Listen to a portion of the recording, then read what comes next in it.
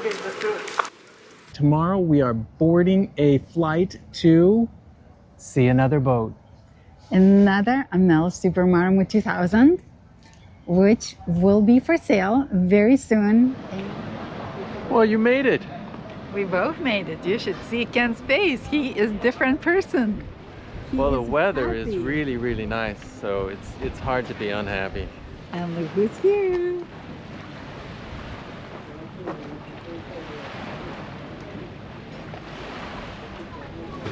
She looks so happy. I am happy.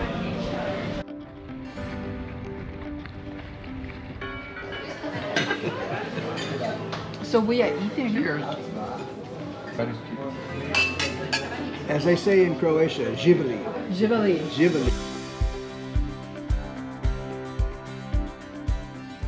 So here she is, 2003 Amel Super Maramu 2000, which we will help David to sell.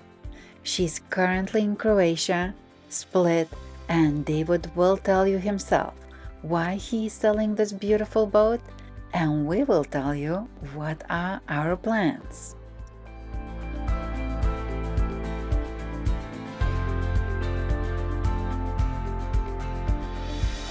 Good morning from beautiful Croatia. Look at this beautiful background of sailboats behind David. And look there. It's another beautiful day. Lots of sailing going on. And we have a very special day. We are going to be doing an interview with David from Adlib, and this boat will be for sale soon. Good morning, everyone. So, David, we would like to hear a little bit more about you. Okay. My last job was in aerospace, working on aircraft start systems, and I retired from that and decided that I wanted to pursue my decades-long dream of buying a sailboat and sailing to exotic places. How did that go? Well, I retired. I bought a sailboat and I sailed to exotic places. I'm here in Croatia. I started out in Antigua and sailed across the Atlantic. And for those who don't know, Antigua is in Caribbean. And yes, David did the Atlantic crossing with a couple of crew, right? Initially, half of the way, yes. I boarded two crew members, a couple, in St. Martin, who had no experience at all and never been on a boat, which was crazy, but I was kind of at my last days and I needed crew. And they turned out to be quite adept after the 21 days that it took us to get to Horta, Portugal. We went east to west, which is atypical. Most people go west to east. And there were times in people often think about crossing the Atlantic as, the perfect storm kind of thing. And it was anything but that. It was very placid. I have wonderful memories of dolphins at the bow and bioluminescence on my transom and catching fish. And even at one point when there was no wind, we basically jumped off the sailboat and swam around the ocean in the middle of the ocean, which was, quite unusual. Beautiful. And then in Med, you sailed solo, right? Yes, from Horta to Croatia, I sailed solo, and that was actually quite enjoyable. Strangely enough, maybe I have a thirst for danger, I don't know, but I slept when I could, and my AIS alerted me whenever a vessel was getting within 5 nautical miles, and so I would then perk up, get out of my sleeping bag, shake off the sleep, and assess the situation.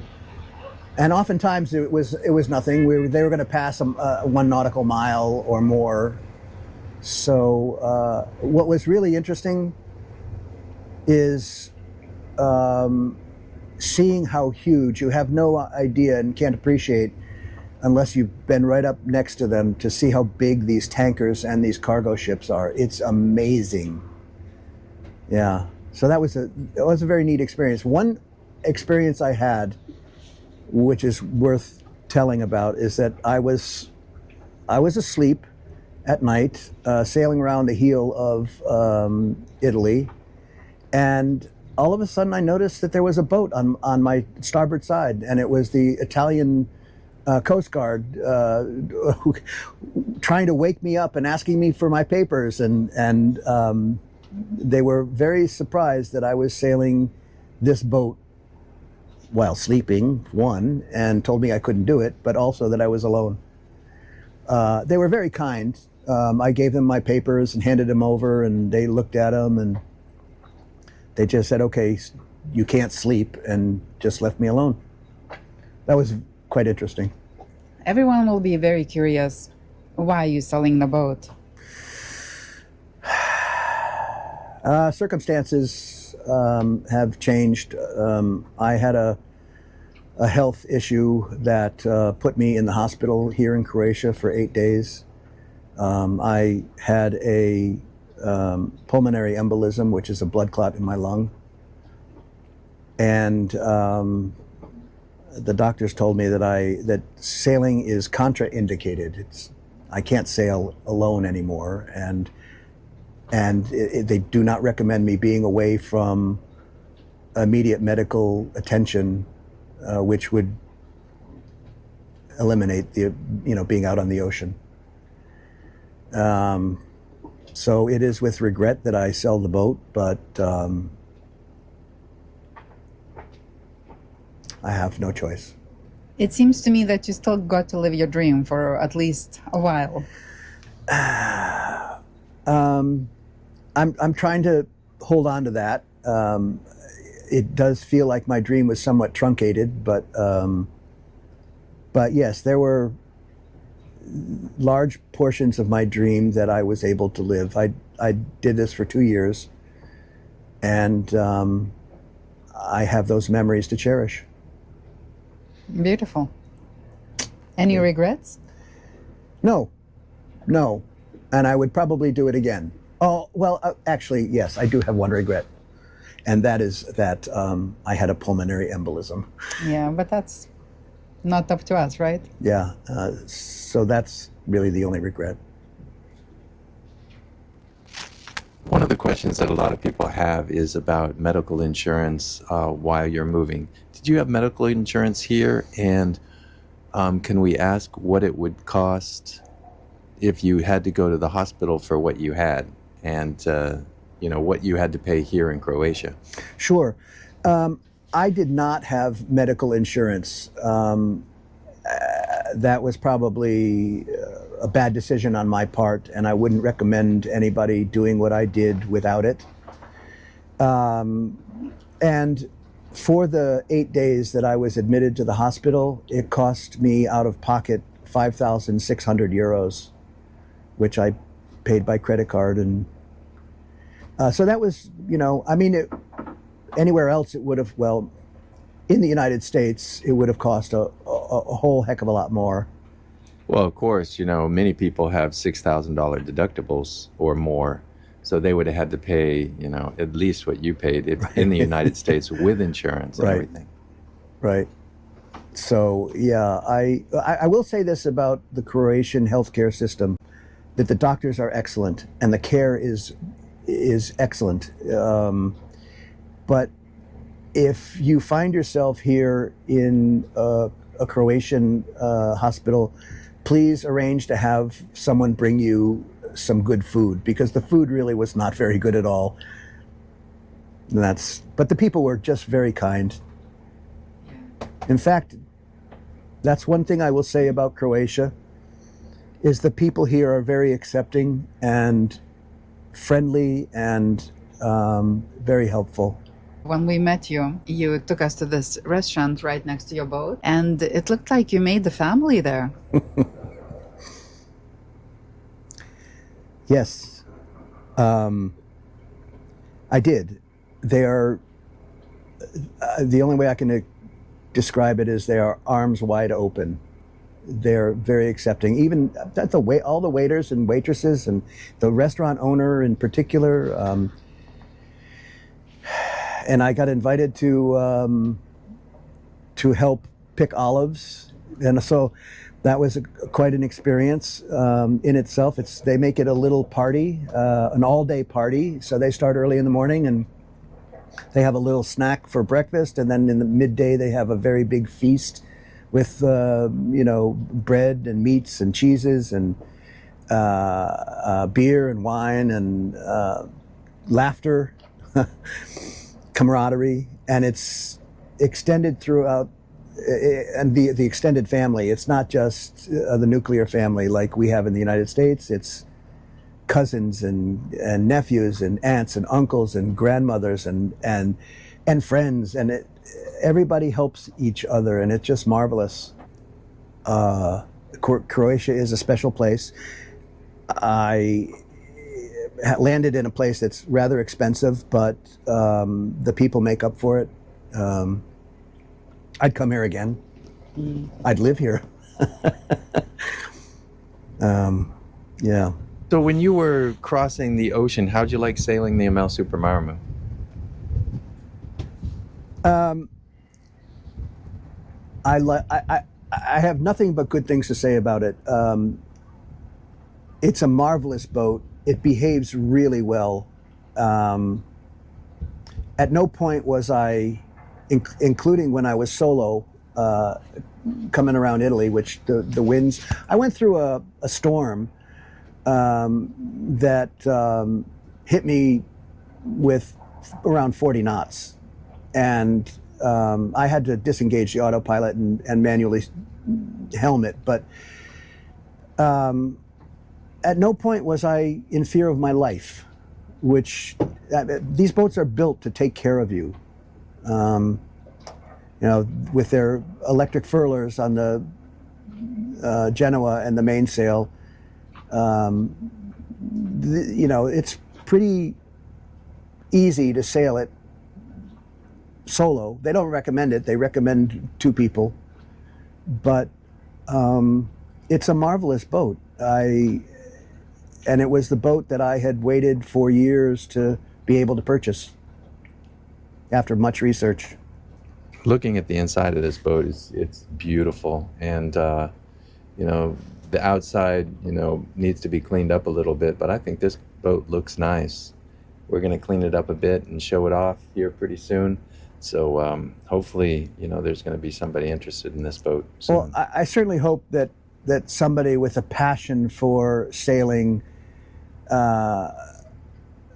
acquires this boat. It deserves to be to continue to sail and to sail around the world, which I didn't really have in mind, but I was open to it. I wanted to see how it went. Well, I see how it went, but this boat is capable of going anywhere. Yeah, and hey, you made it across the Atlantic. Made it across the Atlantic, east to west, and I actually was planning on going back to the Caribbean, but somebody else had other plans for me. So this is your fourth boat. Yes. You just mentioned that it's not as agile compared to the other ones. Any other observations? The thing that struck me most when I bought the boat was how well it's made. Amel makes it a point to allow these boats to be repaired in distant, remote places with standard industry equipment. And correct me if I'm wrong, but I think that some of the furler motors were originally from the automotive world. The motors were some kind of, they adapted them. That kind of thought, the plumbing is simple, it's replaceable, it's the fact that they have waterproof water watertight compartments was also a selling factor for me. I always felt very safe with this boat. And how did you how did you pick this boat? How did you come up on this lifestyle? Well, probably like many others, I was influenced by some YouTubers, namely SV Delos, and I thought that their early videos were a lifestyle that I would like to emulate, minus all the debauchery. I'm not a heavy drinker like they are. I don't have a still on board, but exploring like they did was very attractive to me. Probably with medical bills and medical issues ramping up, it was getting a little challenging, right? Living solo, the season is ending, getting colder. That was and that's when slowly the decision to sell probably creeped in, right? Yes, my future health is a big question, and you know, I know it's cliche, but your health comes first, even over your aspirations and dreams and fantasies even. I would like to ask if you would do different decisions, like I would make some different decisions and change my behavior. Initially, when I bought the boat, I would have been a lot more proactive on it. I probably would have allocated monies differently than I did, but I took care of the necessary things. Made sure that the engine was up to snuff and the generator was up to snuff. It was actually removed from the boat, and they had to refabricate a whole new pan that it sits on because it had rusted, and it's now a fiberglass, so it's forever. Rebuilding the bow thruster and rebuilding the propeller, and I mean, those are things that I would still do, but I did spend some money on things that, had I been more informed, I would have either waited on or not done at all. like Well, I would have probably not bought as much instrumentation as I bought. I went a little overboard on that, quite a bit overboard actually, and well, that's basically it. One thing I don't regret is buying solar panels for the boat. Although I do regret that I did not allocate some of the money for solar panel dinghy davits and mounting solar panels, because that would give me this area for lounging in the sun. Yeah, so there are things that I would have done differently. Thank you, David. My pleasure. Thank you for letting and trusting us to take care of your boat, and we will do our absolute best, and let's hope you will find a buyer as soon as possible, because you need to take care of your business and life in the US now. It's your next concern probably. And I appreciate the help that you are affording me. Our pleasure. It's actually nice to be able to help somebody in this kind of situation. What do you say, Ken? I think that's it. What do you think? It's a wrap. It's a wrap. Bye. Let's go sailing. And the boys are working on the anchor chain, cleaning it up. We got only 2.7 knots with our full Genoa out. Yeah, we're sailing, but not very fast. Woohoo! We are sailing. It's been a while since we were sailing.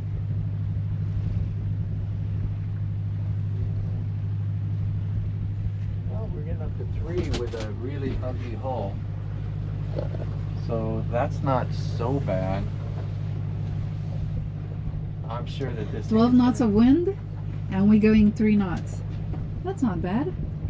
Only one sail.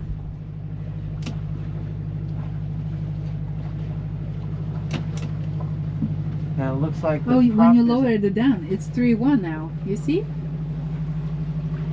3-2. Yeah, we're picking up a little bit. Good. And we don't have much wind, so And we have a ferry going by. And we have another sailboat. And we have sun somewhere in the mountains, in the hills. David, babe. how are you? Okay. It's actually nice to be moving. I know. It always feels good, right? Yeah, it does. Well, unless it's really, really bad weather.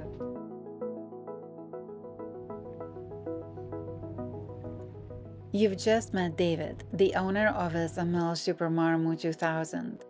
Due to a recent change in his health, David has had to step back and focus on his recovery. In the meantime, we'll be caring of the boat and managing the sail on his behalf. The vessel is currently located in Croatia. While we're carrying out some minor repairs and upgrades, the boat is ready for her next chapter. According to a recent insurance survey, she was valued at $250,000, or that's a little over 215,000 euros. But given the urgency for the sale, the asking price is 240,000 US dollars, or 206,500 euros. If you are looking for a solid Super Maramu 2000 and prefer to customize her to your own taste, now is your chance. To receive full details, contact us at email@sailingaquarius.com. We'll be around for the next couple of weeks. And if you are able to visit, we would be happy to meet you, show you the boat, and even take you out for a test sail.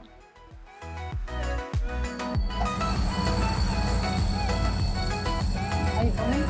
Yeah, filming.